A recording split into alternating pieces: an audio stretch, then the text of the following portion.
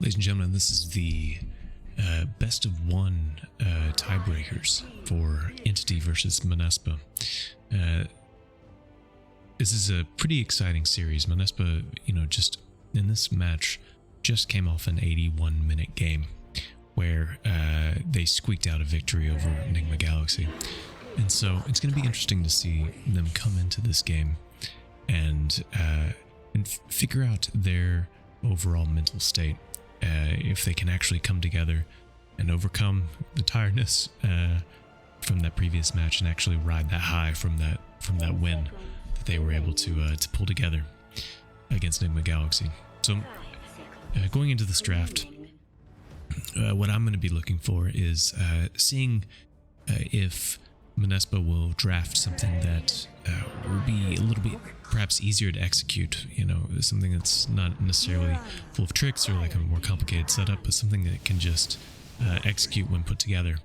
And for Entity, I wonder if they will try to do something more interesting and different to try to exploit maybe this tiredness Monaspa might be having here, or if they have other ideas. They're just going to ignore the mental state and just go straight into the game. So looking at the bans here, we see Broodmother and Beastmaster eliminating some of this pesky offlane push that's really common right now. And they pick up Rubik and Mirana as their support duo. Mirana, really popular position 5 right now. It's a flex position as a 4. Reliable, well, semi-reliable stun and a lot of crowd control and just good overall stats with an escape built in.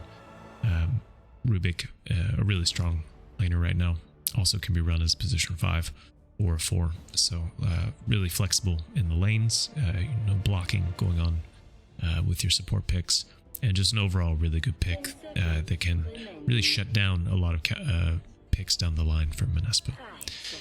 When we look at Monaspa, what they've picked up already, Undying and Morphling. They had an Undying last game. I think it's a bit of a comfort pick for them. So this is leaning into something you're in the zone. You just want to stay with it. And Morphling is something new. This might be a Nande pick, but we'll have to see how the draft shakes up. Looking at their bans, we have Disruptor and Death Prophet, as well as AM and Enigma. I personally find AM to be a bit surprising here at this phase.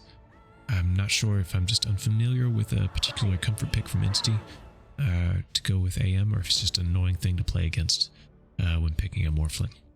Perhaps they have other ideas further down the draft that they're kind of saving for.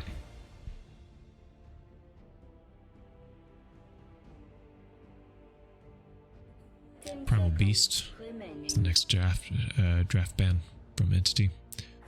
Another really strong laner that hopefully secure them the lanes that they want to have.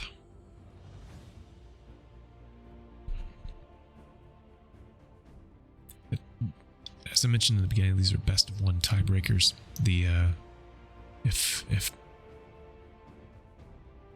You really want to win these matches. It's a 3-way tie between Entity, Enigma Galaxy, and Monaspa. So these teams playing it out here. Every win matters, and we'll see it play out right here. So we see Drow be picked up in the ban list, and a Lycan for the Entity team. So Lycan, really strong, strongest laner with a lot of push, and creates very annoying late game or mid game state rather, where he just pushes down your towers. It's not it's a very popular pick, but there's so many good pushing heroes right now that it's hard to ban all of them. Didn't talk about it really at the beginning of the draft, but Disruptor being banned in first phase. Disruptor, a really strong hero right now, offering a really strong laning presence and mid to late game great repositioning ability and catch with Glimpse so far away, and then extra utility added, the ability to scale, getting an Aghanim Scepter with his ultimate, offering some mute, so added utility. And we see some picks coming out right now with Tidehunter and Hoodwink being added. The drafts Monaspa. So Tidehunter, kind of a counter ideology to what they're going to be wanting to do in the offlane. This is a big team fight. Here on, we're going to see it paired here with the Hoodwink, not necessarily in lane, but as a pick. Hoodwink being a lot of crowd control and the addition of break, as well as quite a strong laner as well. Lots of harass, willing to pin down and fight with. We see Naga Siren come out for their Entity. It's a great farming hero and push as well. So we're seeing a lot of push ability coming out from Entity, the ability to take over parts of the map and then just squeeze out this lanes while you're trying to actually stop the Naga from farming. Lots of opportunities to just make the game really hard for Monaspa.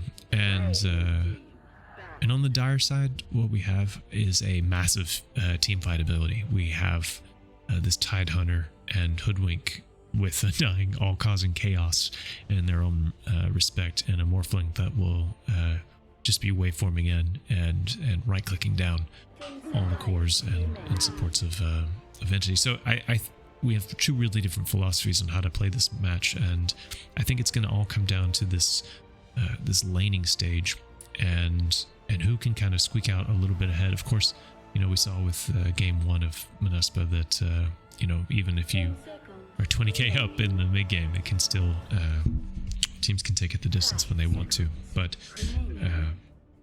you still want to create the best mid game situation that you can, and that is the best way to do that is through lanes. So I think we'll really be looking in this laning stage, see where the support rotations will be, because I think those support rotations can make all the difference for which core feels really bullied and which ones feel strong going into the mid game.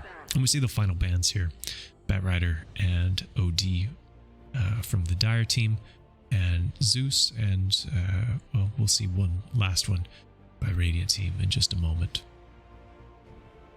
I think both teams waiting to pick their mid hero here, and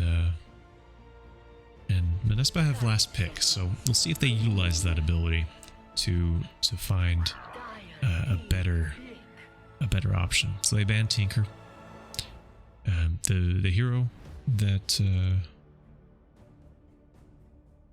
I have to admit I don't know a lot of Nande heroes he played.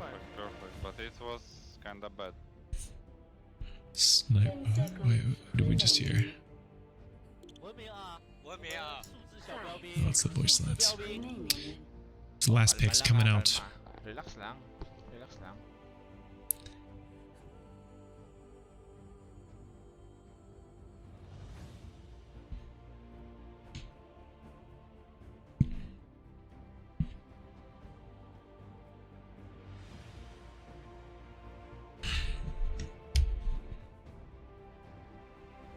Using a lot of that reserve time.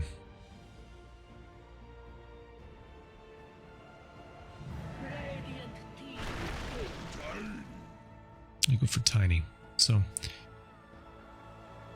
again, lots of control, lots of damage, and scaling towards this mid-game timing power spike to really just try to create I think a moment in this mid-game after a bit of farming after the laning stage where the team groups up, they use Ravage and Avalanche and the rest of their spells to go in and just create a dominating team fight for this Morphling to scale ahead. And we see Pangolier come out for Entity. So this was perhaps what their team was really lacking, a bit of crowd control and team fight ability. Not to say they didn't have any of that, but this pick added so much more. It's a good laner, especially against Tiny, and I'm assuming will be mid. We'll have to see how this how the laning goes out, and so it's a good laner, I think, in this pick, and also a lot of team fight. So I'm excited by this game, especially for the these two really different ideas about how it's going to be executed. And we have like a really interesting window just after the landing stage when this is just going to really just start going off. And I think as soon as we hit that, we're going to see who has the better ideas as it scales into the late game. It's pretty nice cosmetics here on the Tidehunter. I like the I like this one right here.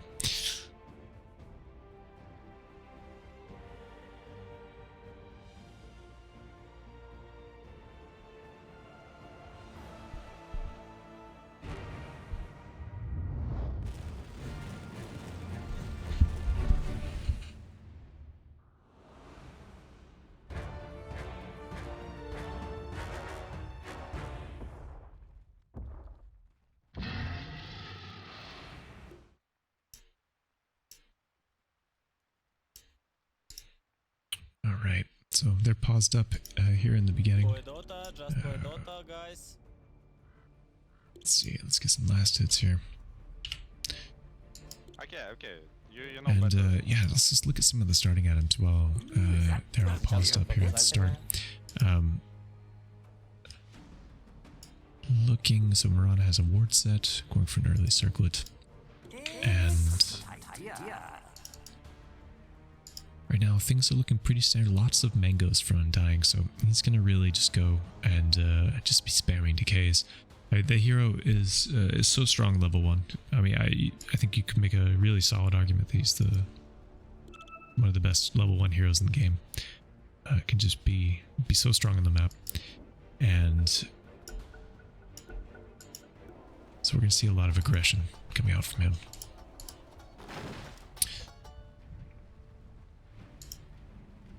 And here on the Radiant team, both, well, Radiant full 5-man smoke, some circles being drawn as they move towards some runes where we have a bit of a split on the Dire side.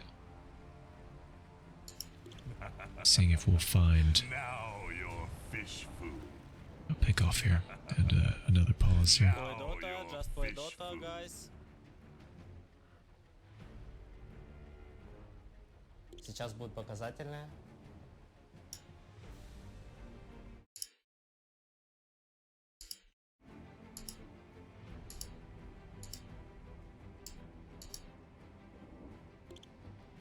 Oh, kalma lang kalma. Relax lang. And a reconnection. So here we go. A bit of a slow start here.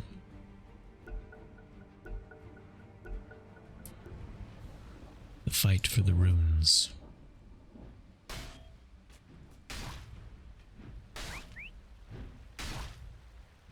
Bit of hammering on the Kalma lang illusions here. kalma lang kalma. Back and forth. Relax lang. Play Dota, Just a bit of sparring. So it doesn't look like the smoke will actually develop towards anything, but we do have some really interesting aggressive vision here set up by the Radiant team. So Entity set up one ward here. It's really great for watching this rune spawn, but also any kind of rotations towards the mid lane from bottom. And they have another ward over.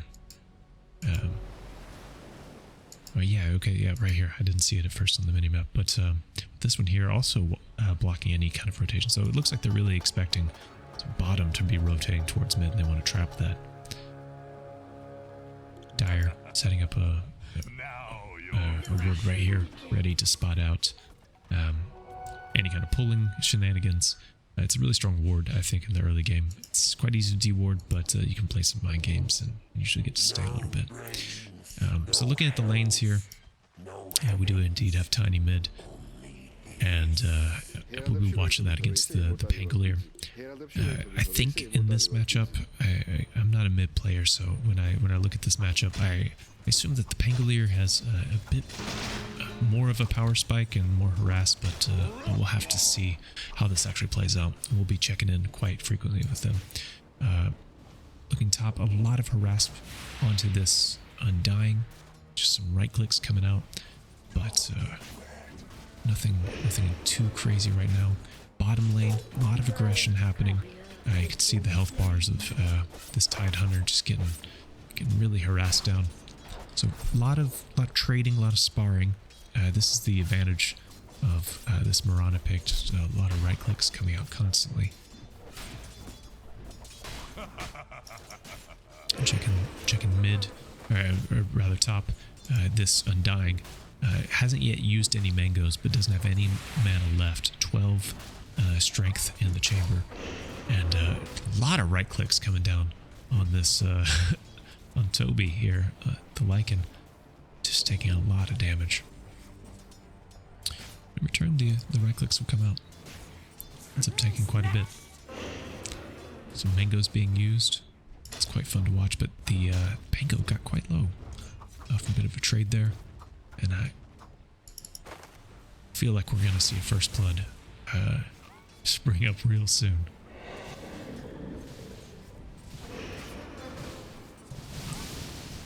The aggression right now coming out into Toby, waving forward. This is gonna be first blood. Does he have one more right click? Mango being used. He barely gets away. 6 health, living on next to nothing. Mid, Stormstormer also dropping really low, just barely making it out. But I thought we were gonna see a first blood there. I think it was so close. It was pixels away. And Mirana, okay, so he died to the tower there. Mirana dropping super low over here, and thought that was going to be it. So much aggression from every lane. Love to see a TP coming up to top with Toby coming back to lane here. A lot of right clicks coming out into Morphling. But he's going to be fine. 1 charges at the ready.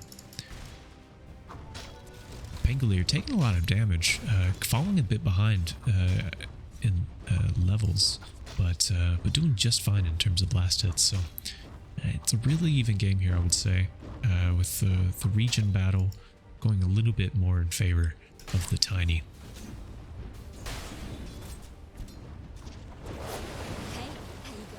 Getting caught here by the bushwhack.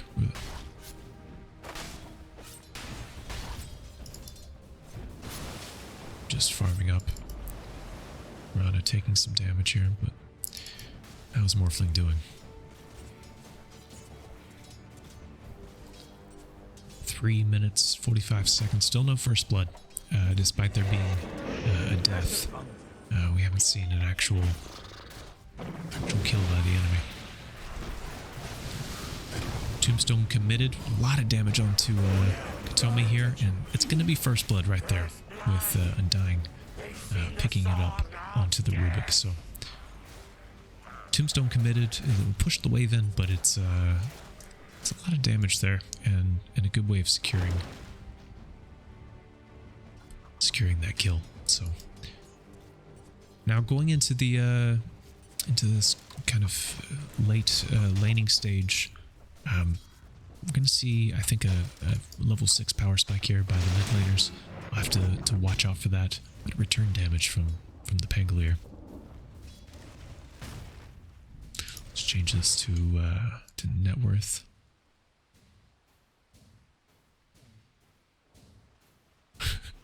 Range creep just going ham. So some pinks coming out. We have some interesting wards here. Sentries trying to unblock this camp. And Radiant going to try to get rid of that.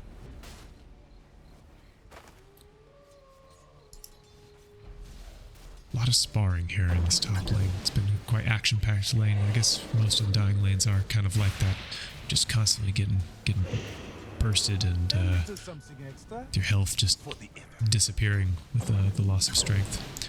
So quite annoying, especially as a melee hero trying to find farm, and like Undying is a pseudo ranged hero, and that he can cast his Q from really far away. It's a hard lane. So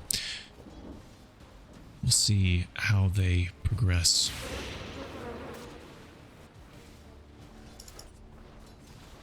A lot of damage.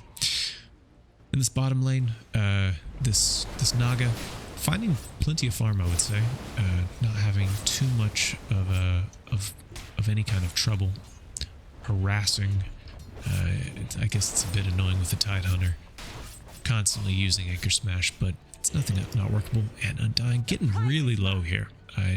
Looks like he maybe dove a little too far with some wolves trying to hunt him out right now. He might get got here, and he will. Katomi gets the Vengeance kill, taking out the Undying. So it's a lot of damage coming out right back onto the old Lycan Thrope here. Morphling getting a bonus kill, but the rotation from the Pangolier will make it an even trade. So it's actually more than even. It was quite the rotation because Rubik died at the very beginning of the fight. So it's Pangolier coming top. It's a really nice rotation, getting the kill there. And level 7 out of it, and still has Rolling Thunder at the ready. So we might see a play happen here with Pangolier going for the annoying Rolling Thunder right here. Tiny going for the toss back. A lot of damage here.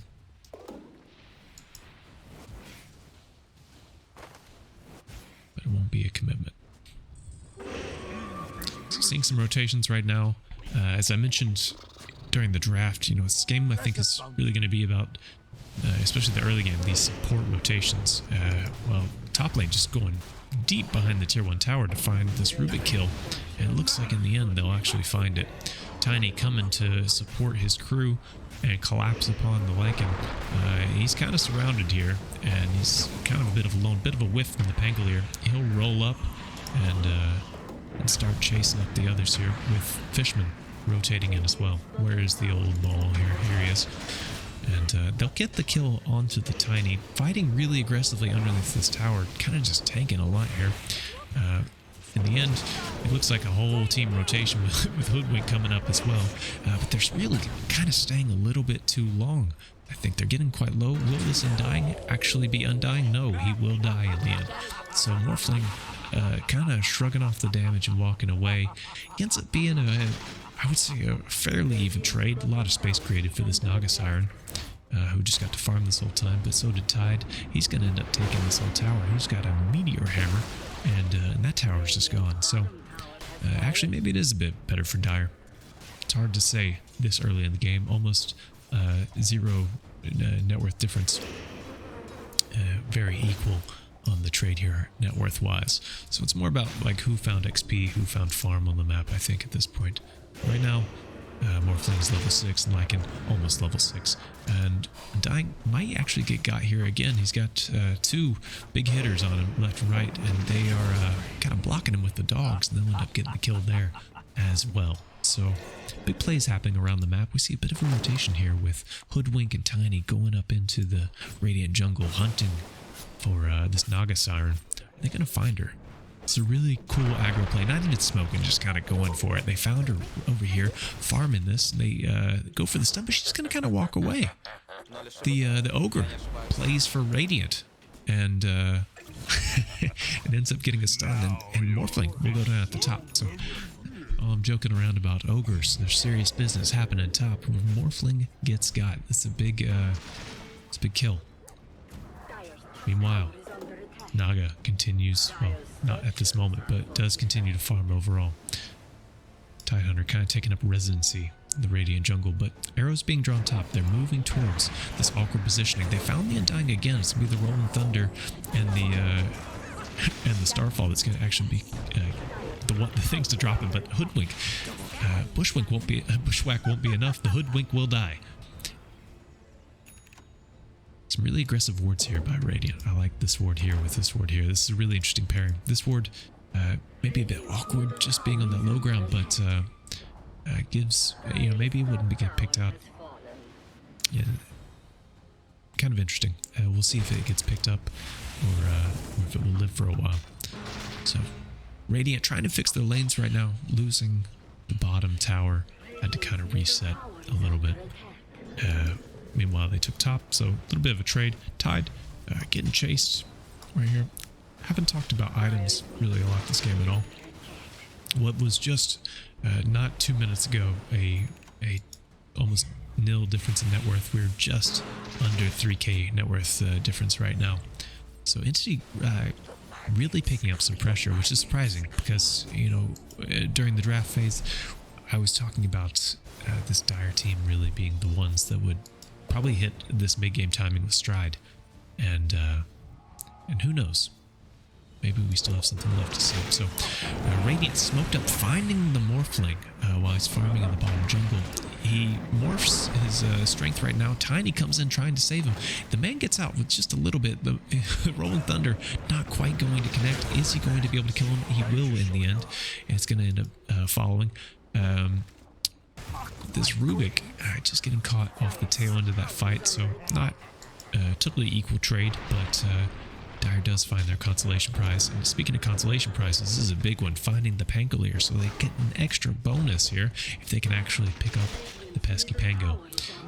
Looks like he's gonna run and be able to get away. Is enough mana for it. They don't have a direct connection, but actually they do. This Tiny catches the man with the tree and they get a bonus kill. So Dire finding some space on the map and getting the kills that they need to stay in this game. 3k net worth differential, and we see this Lycan right now at the helm of the Dominator, and Vlad's queued up. He's going to be pushing this top lane, just shoving it in, just being really annoying. What I'm really excited to see is the rest of this Dire team smoking up together, using the Ravage, and really hitting their abilities. Got an Ags queued up on the Tidehunter. Looking at the rest of items, so normal Manta build-up for the Morphling, and Tiny with his Blink Daggers, big power spike, so it makes sense that we're seeing him rotate around the map like this. And we'll see what he has queued up here in a sec. I think he just changed, and interesting to see. Naga, where are we at? Almost has her Manta, so that'll be a big power spike as well. And as I say this, it's a 3-man smoke by Radiant. Diffusal almost at the ready for Pango. Just a little bit of gold to squeak that out.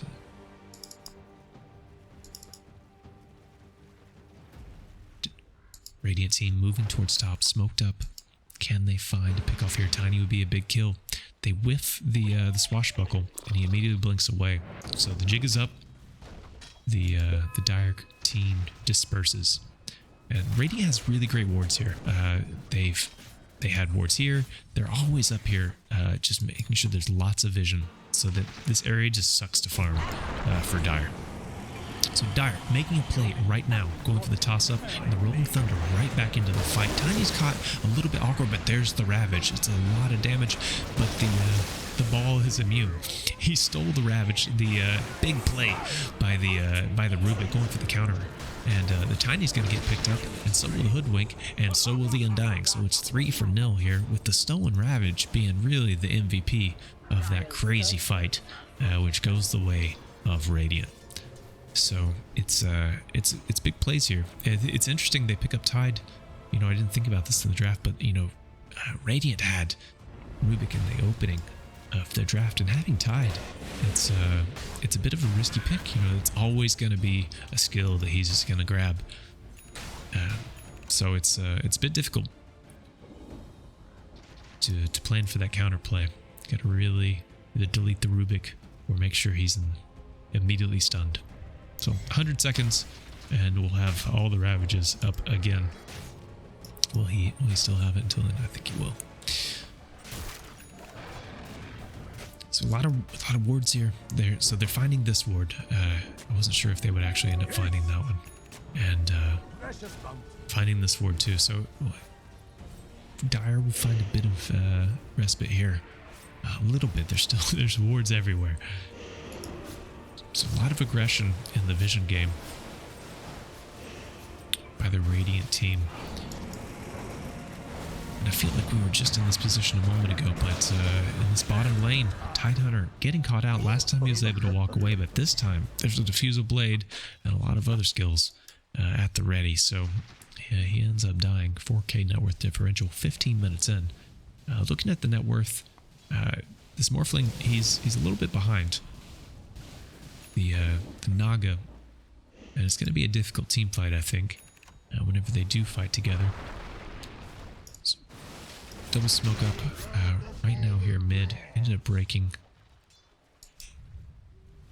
And right now some rotations connecting here. This Radiant team, these three really playing together, creating a lot of space.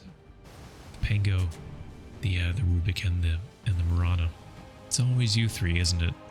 But they're doing a really good job of basically matching this mid-game aggression of the Dire team and making it so that they can't actually abuse their power spike, making it so that they feel a little knotted up and can't actually play the game the way they want to. And Dire right now going for a smoke play a little bit, getting some counter ward aggression here and a bit of a ward here. So just trying to find some spots on the map. I would say it's not nearly as valuable as this ward that Radiant has gained as a prize. And we have a lot of aggression right here with that Holy Thunder catching out the Tide again. A bit of a whiff on the Ravage there from the Rubik, but I don't think that was just because it was going to expire. So no harm, no foul there.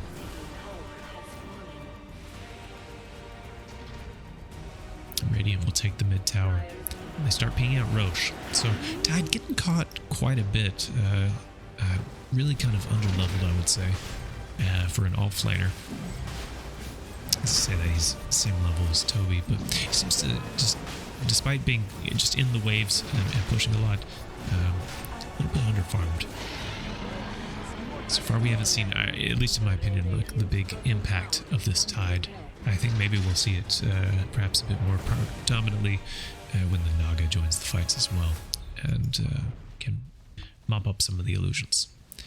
So 6k net worth differential, less than 20 minutes with Aegis on the Pango.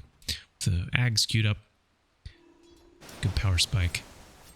Will we see Dire finally group up? This Morphling has his Manta with an Ags queued up as well.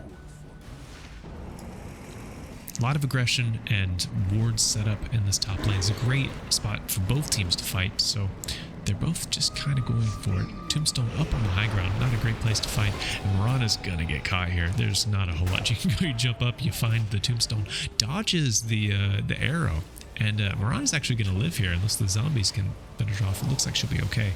So Mirana doing kind of the impossible and getting out of dodge before it gets too real.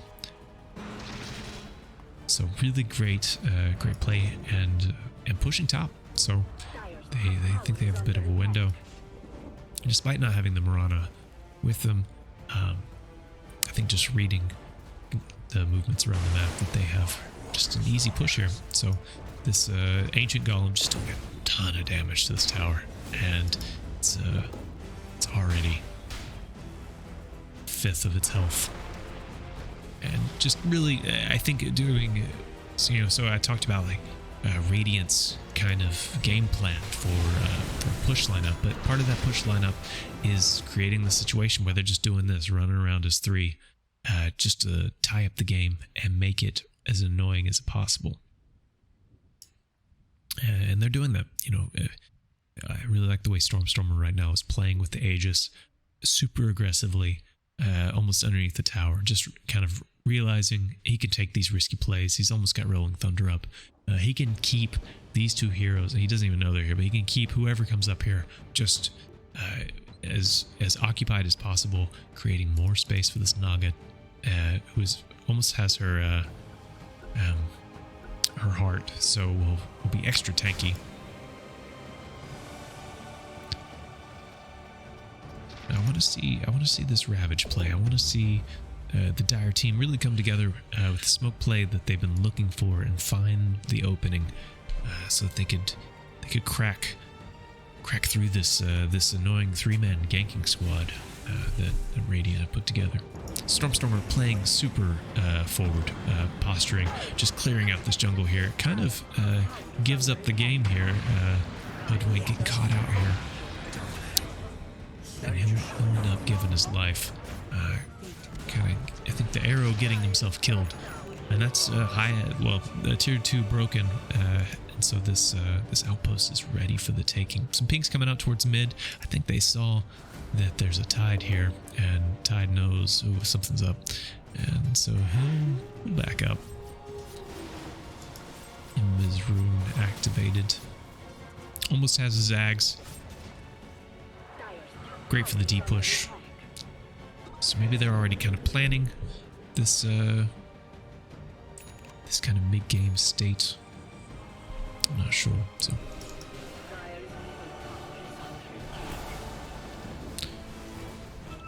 Radiant, finding their locations on the map, taking over this outpost and finding the farm where they really want it, keeping these lanes really pushed in. 9k net worth differential. It just seems to grow every time I look at it. Naga has a new item. Her heart is right there. She's got a Lincoln's queued up, which is pretty interesting, but it makes sense for the stat drain. And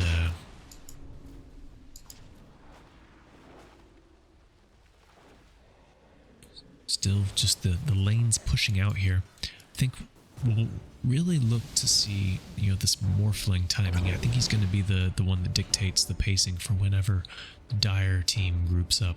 It's always these three, like I said, and they're smoked up right now. These pesky demolitions experts moving towards. We see lots of scribbles bottom. They're somewhere down here, guys. Let's go find them. And actually, that was Tide that was drawing that, so saying they're somewhere down here, probably. And Hoodwink over here in the trees, gonna TP out, and we'll be fine. Bit of hunting here, but nothing will connect. So drawing the line, heading back up towards top, gonna take over. Looks like this part of the map while simultaneously pushing. It's interesting to see the game plan be drawn. I love that they don't filter out this stuff, so you can actually see kind of what the tools the players are using to communicate a little bit. So looking at the ward game, I really like this aggressive ward here from Radiant. I think the Entity warding game has been excellent so far. Really creating annoying deep wards that aren't super obvious for the enemy team to smoke out. And so this is a great one. This captures so much movement by the Radiant team where they're going to want to go. And Dire, their map feels small. They have like really small areas where they can actually ward. But as I say that, they're smoking up and they're moving towards the Dire jungle. This is what we've been waiting for all game. This opportunity for this team to really come together. And Tide's not even really with them, so he's maybe a bit of the bait. I don't really understand why he's back farming. I feel like he should be with them, but maybe this is part of their plan to actually connect here. Maybe he is just the bait. So it looks like Entity kind of sniffs out there's a smoke, and they really hide to the side of the map. Meanwhile, bottom is pushing in annoyingly, and this ancient dragon killing all the waves, and Entity just squeaking out more net worth, finding more on the map, and Dire not finding the connection they're looking for.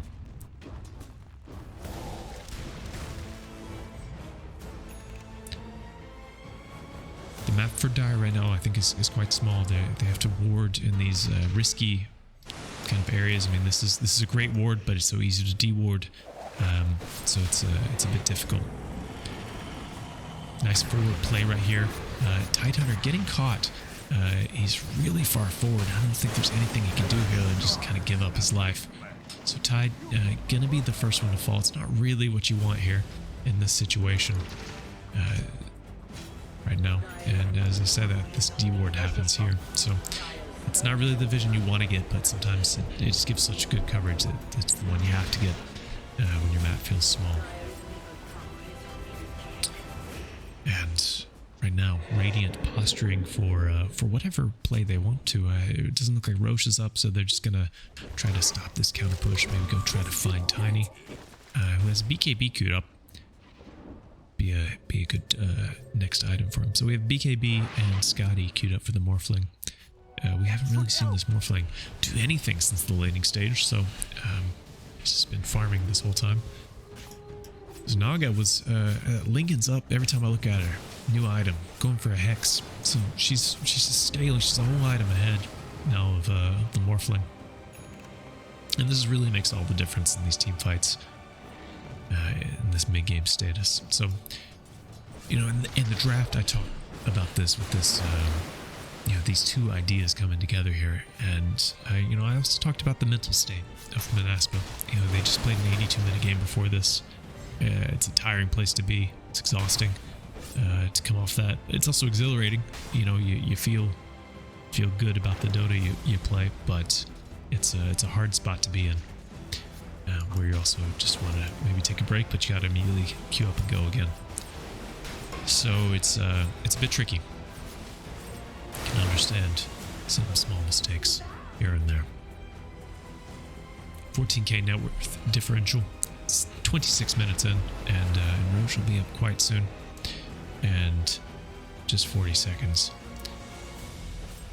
I'll say the you know, the state of the map right now is really difficult for Dire. I think their way back into this game is finding a play around a smoke, and because they don't have the best high ground defense, but it's all, I think, gonna ride on the back of this Hoodwink and Tide getting the right stuns off.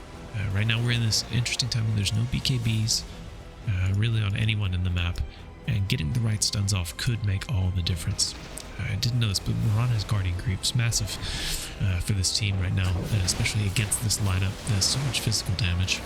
It's a great pickup and a really solid itemization choice in this specific game.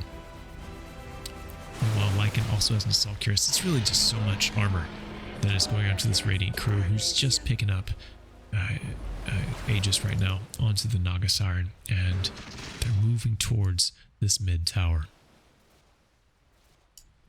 A lot of pings right now. Looks like Undying might get caught here unless he's careful. Quick D-ward and a counterplay. Wish jumping in, going for the stun. They have the Naga here, but it's so much damage. The Undying just drops so quickly. And Tiny, the same, trying to go for a TP out, but the right clicks from all these Naga illusions, it's just too much. An invisible Toby was thrown at the enemy, but no one knew it. And the push comes out. The tower just dropping so fast, and you're in a tough position. You know, defending against this. You want to have Tombstone for a minute on the Undying, so it's a tough spot to be in. Tiny, that was his 9-second BKB. Feels bad always. You know, your BKB reveal should be your strongest fight that you take in the game, and that was one of the weakest. So really difficult for the Dire team to play into. Entity finding their footing 30 minutes into the game. This push lineup really succeeding on the backs of this Pango, Rubik, and Mirana, finding really amazing rotations in this mid game, and the ability to create some amazing vision to execute, feeling like all the rotations that Dire makes. And as I say that, Dire makes a rotation right now. 3-man smoke headed towards mid, looking for the opening. Pango positioned a bit dangerously forward, but trying to find the pick. Undying dropping immediately. There's the big Ravage. It's a big stun, but is there enough follow-up? It doesn't really look like it. It's a lot of damage happening over here onto the Mirana, though, and she'll end up falling directly. Morphling, chain stunned up, but the man lives. The song comes out. Tiny dies in the back line, and Mirana buys back into the fight, and a perfectly timed combo with the song. The buyback is worth it because they get the kill, and the Morphling will fall. So really cool fight here, and it's a little bit off screen there, but the Pango catches the Tide for what feels like the 50th time, and the game just starts spiraling. So this will probably be high ground right now for the Radiant team. Just not really finding the pick they wanted. That fight over here at bottom felt a little reckless, I would say. Like they were just looking for the opportunity to maybe find a pick off, and they accidentally ran into the whole team. It's a risky place to run towards, you know, with the shrine being right there. It's a TP location, and so it's just not something that felt good to do. But their map, you know, like I said before, felt small. They couldn't push bottom. They couldn't push top. They couldn't go here. There was no objective here at mid, so it feels hard, you know, to play like this in the map, and you have to sometimes make those difficult decisions. Faking a little bit here, trying to go for the meteor hammer defense. 25k net worth differential, 30 minutes into this game. It's best of one. Tiebreaker to stay in Division 1. So a lot on the line here. Monaspa not at risk yet losing this game because they won the previous match, but every win matters here. Smoke up. 5-man from Entity, moving towards mid. The lines are being drawn. Let's go through the jungle, find the pickoff. And it looks like they will find Undying will die again. Rolling Thunder moving towards, immediately blinking up into this high ground. And the BKB will have to be used by Wish. Awkwardly just kind of standing there in BKB'd, and will waddle back towards the fountain with the sad feeling that activating that gave away their racks. So Entity finding the opening right there with nothing more than a support pickoff, and doesn't really look like they can get any kind of follow-up. Morphling trying to farm, but it isn't really going to do anything. You know, catching, you know, getting a Scotty, you know, makes you a little bit stronger in this map, but does it make you win the fights? It's hard to say. It's a hard place to be in. So he dips after sensing that they're coming to get him. Just this bottom lane stands for the Dire team as they push in right now.